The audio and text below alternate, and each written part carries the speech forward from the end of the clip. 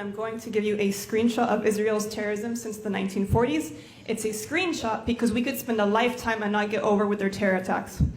Let's start in 1946 with the King David Hotel bombing. It was done by Irgun and Haganah and Lehi terrorist organizations. They were Zionist military forces known as terrorist organizations around the world. They killed 91 people. Ben Gurion and Menachem Begin, who later became prime ministers of Israel, were part of these terrorist organizations. 1948, the Nakba, over 700,000 Palestinians were ethnically cleansed. Over 500 towns and villages were wiped off the map. 15,000 Palestinians were killed in horrible massacres like Deir Yassin, where victims were maimed, raped, and killed. You want to talk about systematic rape? Palestinians have been raped since 1948. Men were put in trucks to be paraded before being killed. 110 Palestinians were killed. Pregnant women's stomachs were open, and that's where a child was actually burned alive and thrown in an oven.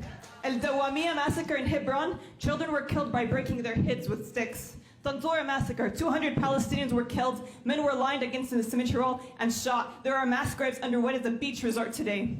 Khan Yunis massacre in the 1956, 200 to 400 Palestinians killed. In the Israel illegally occupied Golan Heights, thousands of Syrians were killed, injured, and displaced. In the 1982 invasion of Lebanon, where tens of thousands of Palestinians and Lebanese civilians were killed. In Sabra and Shatila, Israeli-backed militias killed between 2,000 and 3,500 Palestinian and Lebanese in 2 days. Horrific acts of slaughter, mutilation, and rape were committed.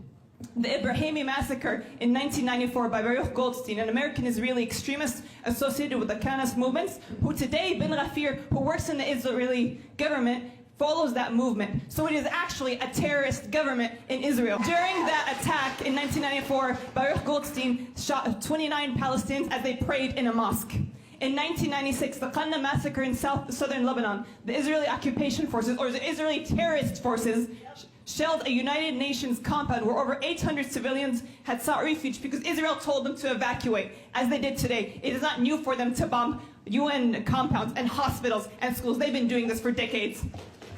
The killings in Gaza since 2008, where thousands of Palestinians have been killed, the massacres on a daily basis, the current genocide where we are entering almost 8 months of massacres committed daily. Through the International Court of Justice ruling a few days ago, asking the Israeli terrorist forces to stop bombing Rafah, they bombed tents and actually beheaded babies. Not some debunked theory, they actually beheaded babies.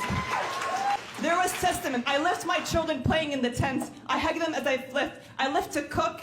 I came back panicking as I heard airstrikes. I found my 6 children that couldn't fit in the tent. They burnt and became ash.